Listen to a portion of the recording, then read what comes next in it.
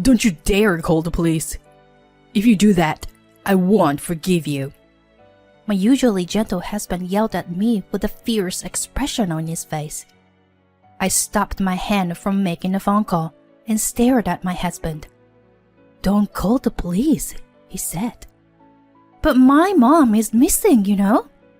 Her dementia could put her in danger, like a car accident or something. I'm saying you were just overreacting. She'll come back when she's ready. I couldn't shake the feeling of doubt about my husband's argument. Then he attacked me further. You know what?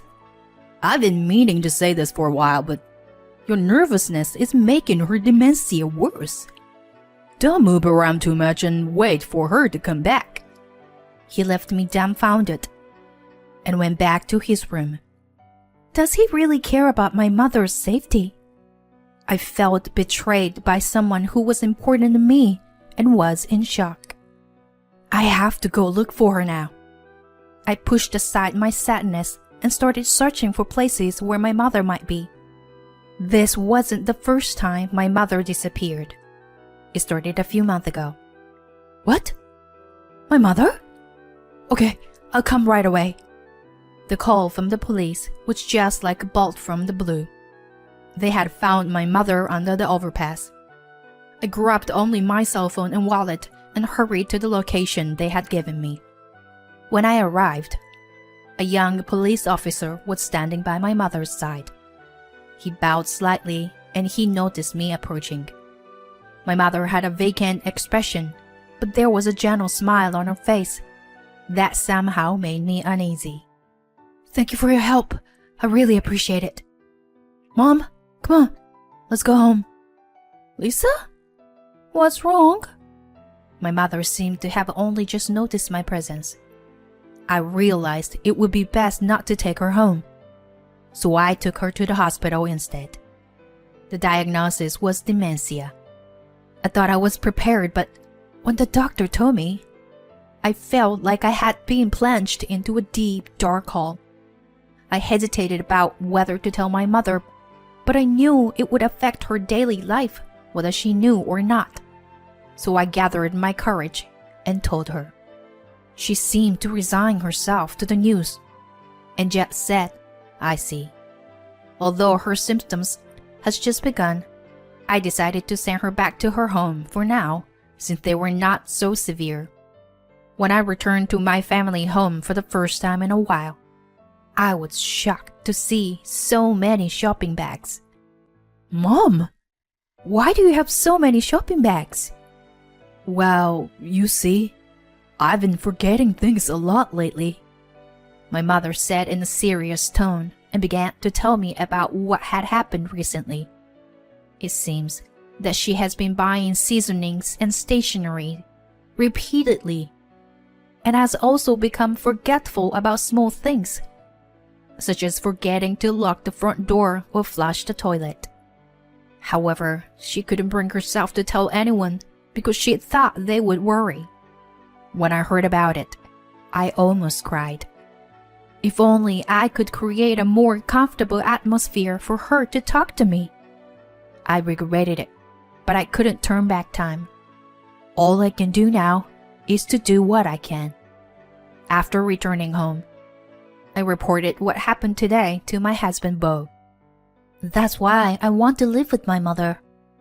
Bo replied without even looking at me, watching TV. Well, that's just impossible, isn't it? Well, you don't have to say it like that. When I raised my voice, he sighed as if it was troublesome.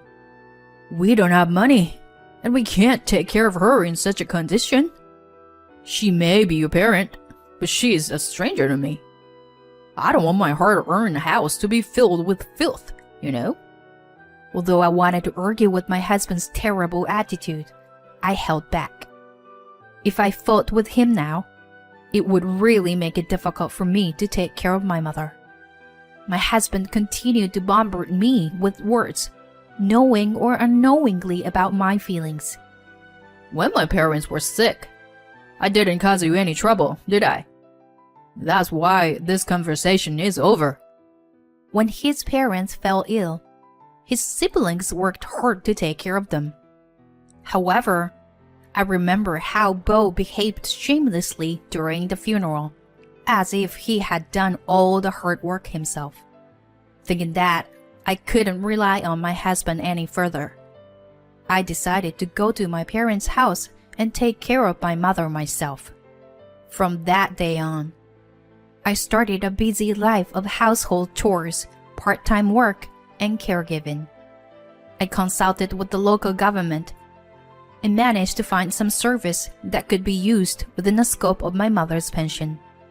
However, there were limits to what they could provide, and I began to feel physically and mentally exhausted. No matter how hard I tried, my mother's dementia continued to progress. There were days when she didn't even recognize me and just verbally abused me. It was heartbreaking to see my once gentle mother change like this. And on such days, I cried while taking care of her. Eventually, I had no choice but to quit my part-time job. On the night I quit, I tried to discuss the idea of putting my mother in a care facility with my husband, but he dismissed it. She's your parents, so you should take responsibility for her. And figure out the money too. I wonder why I was with someone like him. But it was true that without his income, it would be difficult for me to live on my own. Now that I had quit my job, I was even more dependent on his money. Although we have some savings, I couldn't use them recklessly, as I had to consider the future. Feeling like there was nowhere to run, I felt suffocated. And then, one day, Mom? Where are you? Mom? When the caretaker had her day off, my mother disappeared somewhere. As I searched desperately, the neighbors who heard my voice helped me. Eventually, the police came, apparently because the neighbors called them. Thank you all so much. I'm sorry. While I was searching frantically, I suddenly thought of something. Come to think of it, I haven't checked the park that Dad loved so much yet. Before he passed away, he used to take walks there with my mother. The park was on their usual walking route, on the outskirts of town. I went to the park with a glimmer of hope. Mom! Oh, Lisa? My mother looked at me with a nonchalant expression. I hugged my mother while crying. The mother I hugged felt much smaller, which made me cry even more. After thanking the people who helped me search for my mother, I returned her to her house. My mother seemed tired and fell asleep right away. When I returned home exhausted, my husband was lying on the sofa. Without trying to hide his irritation, he clicked his tongue at me. I heard she was at the park this time. You made a big fuss. You should have looked for her properly before calling the police. If you knew, you could have helped me, couldn't you? Huh? I'm tired from work. I'm different from you, who have nothing to do every day. I felt something snap inside me at those words. While looking at his back, I decided that I wanted a divorce. However, an event occurred that shook my resolve. Suddenly, my husband started helping with everything. He would take the initiative to drive and buy bulky items like diapers and water. He even changed the furniture arrangement at my parents' house to make it safer. Although I was initially taken aback by the sudden change, the fact that he was helping me reduced my burden considerably. Not only did I feel physically revealed, but also felt that I wasn't alone, which helped me recover mentally. My husband no longer got angry when I had to leave the house all day for caregiving on holidays. I didn't know what caused the sudden change, but it was definitely appreciated. In the midst of my lonely struggle, It felt like a ray of hope had pierced through. Those days continued for a while. And then my mother left the house again. When I hurriedly tried to find her, my husband stopped me. Calm down. She'll come back. It's possible, but something might happen this time. We should report it just in case. As soon as I said that, my husband's expression changed. Don't you dare call the police. I won't forgive you if you do. He shouted with a fierce expression. My hand that was about to make the call stopped completely when I saw his face. He must have noticed my change of expression and forced a smile. Nah, I mean, if we report, she will get hurt, you know.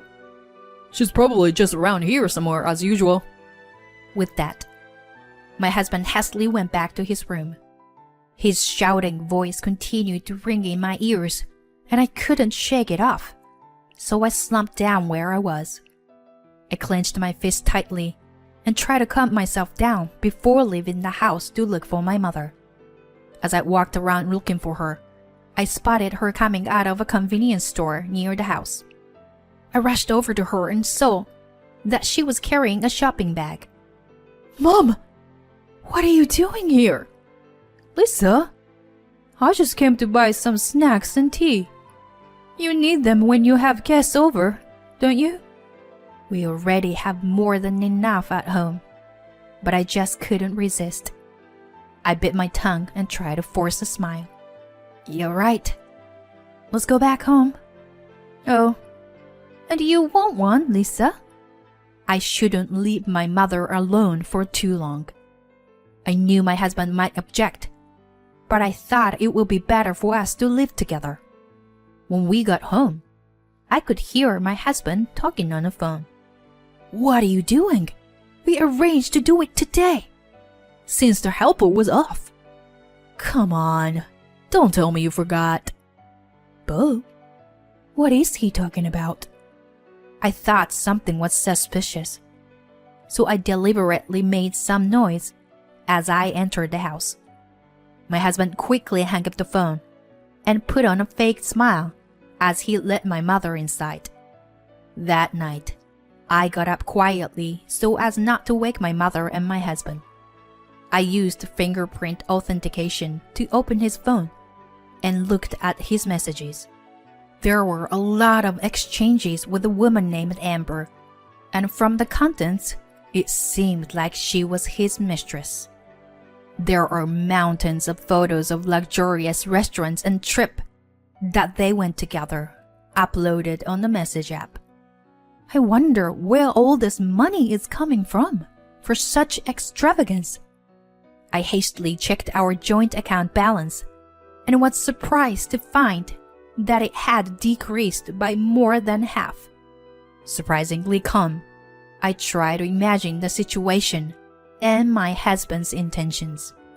He was cheating on me with Amber and was spending money on her. But that wasn't enough. He intended to take my mother's life insurance with Amber's help. He probably planned to use my mother's wandering to cause an accident. I quickly saved evidence of his affair and made up my mind to divorce him no matter what. Later, a friend introduced me to a lawyer, and I also tried to keep a diary and increased the number of days I had caretaker. I collected as much evidence as possible to trail my husband, and eventually, Amber's true identity came to light. She was the wife of a man named Ricky, who was my husband's colleague. I was stunned by the unexpected double affair. I somehow managed to make contact with Ricky and set up an opportunity to talk. Ricky also suspected Amber of cheating, so we provided each other with evidence. Amber was a former caregiver and knew how to deal with the elderly with dementia. Ricky said that she probably planned a strategy. I was clear that they were trying to cause an accident to get my mother's life insurance. I told Ricky that I wanted to stop them and arrest them on the spot. And he agreed to help me willingly. Several days later, We're taking off for walk. Shall we? yes, yes. I watched with a smile as my husband and my mother left. I secretly attached a voice recorder and GPS to my mother's clothes and followed behind them so they wouldn't notice. My husband pulled my mother to the park without waiting for her to respond. Then brought her to the middle of a path and tried to leave. What are you doing, Bo? Huh? Lisa, where are you planning on going? Leaving my mom. No, it's not like that. This is... At that moment, another couple appeared, essential to the plan. Ricky grabbed Amber's arm and stood her in front of my husband. He threw her bag on the ground, and the bottle of sleeping pills spilled out. My husband realized there was no turning back and kneeled on the ground. We weren't planning on causing any harm. We just wanted to put her to sleep and leave her somewhere far away. What? That's already harmful. What are you thinking? It seems that they were planning to abandon her in an unfamiliar place, hoping that she would get into an accident so that they could receive the insurance money. He believed that he could then live happily ever after with Amber on the run. Ricky and I were both disgusted and immediately told them we wanted a divorce. Although they couldn't be charged with actual kidnapping or harm, we wanted to end our marriage with these people as soon as possible. My mother stood there, looking like she couldn't understand anything that had just happened. I took her hand and left the scene. A few years later, Ricky came to visit me. Thank you for coming. I appreciate it. It's the least I can do. In the photo displayed on the altar, my mother was beaming with a smile. Thanks to the voice recorder I had on my mother's clothes, we had the evidence we needed to claim compensation. Around the same time, Ricky changed his job and became an influential employee at a large corporation in the industry.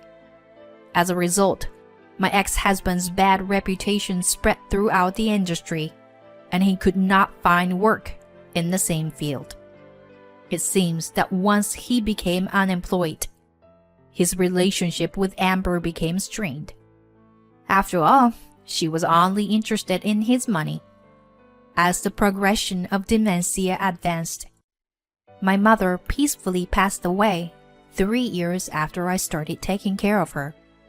In her final years, she was unable to recognize me. However, she said, "Thank you, Lisa," before falling asleep for the last time. Despite all the hardships, I felt a profound sense of loneliness and emptiness after her passing. I served Ricky some tea, and we chatted for a while before he asked me a question. What are you going to do now, Lisa? To be honest, I don't know. I've lost both my parents, got divorced, and ended up alone. But maybe this is a new beginning for me. I've gained freedom, even though I've lost a lot. Well, I'm thinking of traveling to the places where my parents have fond memories. That sounds like a great idea. As we talked, I felt like the photo of my parents on the table was smiling at us.